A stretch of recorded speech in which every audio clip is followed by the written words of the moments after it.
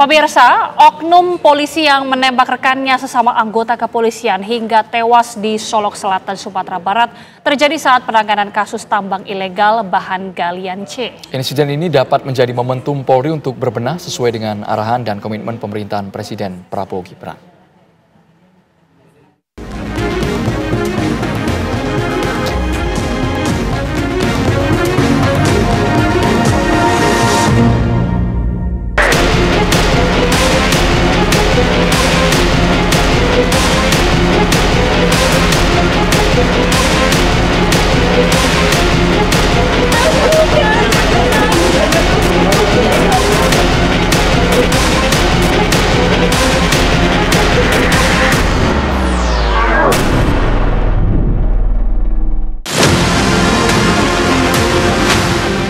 Seorang oknum polisi menembak mati rekannya yang juga anggota polisi. Insiden berdarah ini terjadi di Mapolres Solok Selatan, Sumatera Barat pada Jumat dini hari 22 November 2024. Kepala Bagian Operasi Polres Solok, Ajun Komisaris Polisi Dadang Iskandar, menembak rekannya sendiri, Kepala Satuan Reserse Kriminal, Ajun Komisaris Polisi Rianto Ulil Ansor. Berdasarkan hasil visum, AKP Rianto Ulil ditembak 2 kali dari jarak dekat di bagian wajah, tepatnya di bagian pelipis dan pipi, menembus hingga ke tengkuk. Setelah menembak juniornya sendiri, AKP Dadang kemudian menaiki mobilnya menuju rumah dinas Kapolres Solok Selatan sekitar 25 meter dari lokasi penembakan. Masih dalam keadaan emosi, AKP Dadang lalu memberondong tembakan ke rumah dinas Kapolres Solok Selatan, AKBP Arif Mukti. Bahwa sesuai dengan tugas pokok kami, berkenaan dengan pengawasan kinerja Polri yang ke depan bagaimana. Kami tim berangkat ke Sumbar, nanti selanjutnya akan dibuat laporan ke Menko Polkam, Pak Jenderal Budi Gunawan sebagai Ketua Kompolnas, kemudian untuk mengambil langkah-langkah apa yang harus dilakukan pembenahan Polri ke depannya bagaimana. Itu yang penting tugas kami, dan hari ini kami bagi tugas yang satu ke Solok, kami ke Makassar ini untuk bertemu dengan keluarga untuk menyampaikan duka cita. Ternyata motifnya seperti ini, jadi bisa diketahui ya keluarga juga ikhlas untuk mengetahui. Ada desakan juga Bu untuk pemecatan tidak hormat terhadap pelaku? Oh pasti, karena begini, di internal Polri itu sudah ada mekanismenya. Kalau memang seseorang itu terbukti melakukan pidana, dan ini kan sudah jelas ada kegiatan, ada yang meninggal dan ada proses penembakan, maka harus dibuktikan. Kalau memang terbukti, dan saya rasa Pak Kapolda sudah menyampaikan statement itu, maka yang bersangkutan akan dilakukan proses kode etik dan dilakukan PTDH, pemberhentian tidak dengan hormat yang bersangkutan. Dan bukan hanya itu, dia akan dipecat, kalau sudah PTDH akan dipecat dari kepolisian dan tidak akan mendapatkan hak pensiun. Padahal dia mau pensiun 5 bulan lagi. Bukan hanya itu, kriminalnya juga jalan. Bukan hanya di dalam proses di dalam kepolisian, tetapi juga proses pidananya karena dia sudah melakukan menghilangkan nyawa seseorang. Polisi menyatakan motif AKP Dadang Iskandar menembak AKP Rianto Ulil Ansor karena tidak suka dengan rekannya tersebut. Kasat Reskrim Polres Solok Selatan, AKP Rianto Ulil, ditembak AKP Dadang saat ia tengah melakukan pemeriksaan terhadap tersangka terkait tambang ilegal. Tersangka yang ditangkap oleh Kasat Reskrim AKP Rianto Ulil Ansor disebut berprofesi sebagai sopir dari tambang sirtu ilegal tersebut.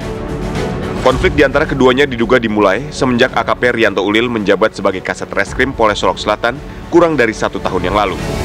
Semenjak menjadi Kasat Reskrim, AKP Rianto Ulil tidak pandang bulu dalam memberantas tambang ilegal yang ada di wilayahnya. Hal ini diduga membuat AKP Dadang Iskandar geram. Berdasarkan dugaan motif sementara, perwira senior itu mengaku bahwa AKP Rianto Ulil menangkap temannya terkait kasus tambang ilegal.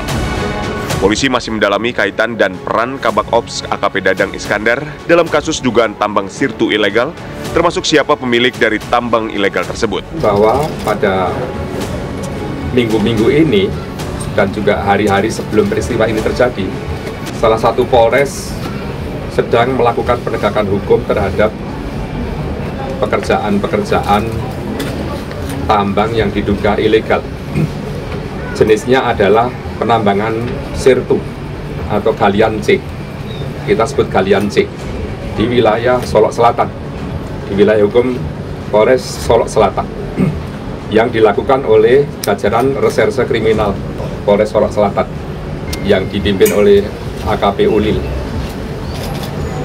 yang bersama-sama anggota sudah beberapa kali menindak secara tegas pelaku kejahatan jenis ini yang tanpa izin, karena beberapa di antaranya memang berizin, tetapi kita juga sedang mendalami sampai detik ini yang mendapatkan tindakan atau upaya hukum ini adalah yang berizin atau tidak berizin, karena dari beberapa kami akui ada izin untuk galian C ini, tetapi satu sisi pastinya juga memunculkan pro dan kontra di saat penegakan hukum itu dilakukan. Di dalam pelaksanaan kegiatan ini, tanpa diduga sebelumnya bahwa seorang perwira yang juga barangkali salah satu kita anggap sebagai tersangka, oknum dari anggota kami, juga pada posisi kontra terhadap penegakan hukum. Kapolri Jenderal Listio Sigit Prabowo lantas memerintahkan Polda Sumatera Barat untuk menindak tegas pelanggaran hukum etik dan pidana dalam kasus oknum polisi tembak polisi yang terjadi di Polres Solok Selatan. Yang jelas Pak Kapolda sudah melaporkan kepada saya terkait peristiwa yang terjadi dan saya minta untuk mendalami motifnya. Namun yang jelas saya sudah perintahkan agar kasus itu diproses tuntas terhadap pelakunya, oknum, pelaku dari institusi, agar ditindak tegas apakah itu proses etik maupun pidananya. Apalagi kalau kemudian motifnya kemudian ternyata dilakukan terhadap hal-hal yang selama ini kita anggap mencederai institusi. Saya minta siapapun, apapun pangkatnya, tindak tegas, nggak usah ragu-ragu. Oknum polisi yang menembak rekannya sesama anggota kepolisian hingga tewas di Solok Selatan, Sumatera Barat terjadi saat penanganan kasus tambang ilegal bahan galian C. Insiden ini dapat menjadi momentum Polri untuk berbenah sesuai arahan dan komitmen pemerintahan Presiden Prabowo dalam upaya penegakan hukum yang tegas dan pemerintahan yang bersih. Kami ini semua datang ke sini adalah pengen masalah ini disikapi dengan lugas. Dan saya minta sama Pak Kapolda tadi beserta jajaran untuk menutup semua illegal mining yang ada di Sumatera Barat. Siapapun dan apapun yang ada di lapangan segera tindak lanjuti, karena ini adalah perintah Bapak Presiden langsung dan perintah itu disikapi oleh Pak Kapolda, dan Pak Kapolda memerintahkan itu tadi secara lugas. Prabowo Subianto tegas menyuarakan pemberantasan korupsi di pidato perdananya usai resmi dilantik sebagai Presiden Indonesia ke-8 periode 2024-2029. Prabowo menekankan pemberantasan korupsi harus dilakukan hingga ke akar. Saya sudah katakan kita harus berani menghadapi dan memberantas korupsi dengan perbaikan sistem, dengan penegakan hukum yang tegas, dengan digitalisasi. Insya Allah kita akan kurangi korupsi secara signifikan. Tapi ini harus kita lakukan. Seluruh unsur pimpinan harus memberi contoh. Ing ngarso sing tulodo. Saat melaksanakan sidang Kabinet Paripurna Perdana di Istana Kepresidenan Jakarta pada 23 Oktober, Presiden Prabowo Subianto menyampaikan sejumlah arahan penting kepada Jaksa Agung ST Burhanuddin, Kapolri Jenderal Listio Sigit, dan Kepala Badan Intelijen Muhammad Herindra. Presiden Prabowo memberikan arahan khusus. Presiden Prabowo meminta kepada para petinggi tersebut untuk fokus terhadap penegakan hukum. Oleh pertahanan yang kuat, penegakan hukum yang tidak ragu-ragu, saya minta Jaksa Agung, Kapolri, BPKP, Badan Intelijen Negara fokus. Ancaman yang berat bagi kita, judi online, narkoba, penyelundupan, penyelewengan, korupsi, kebocoran. Hanya dengan penegakan hukum yang tegas dan intelligence yang baik, bukti-bukti yang kuat, bisa kita segera mitigasi hal ini semua.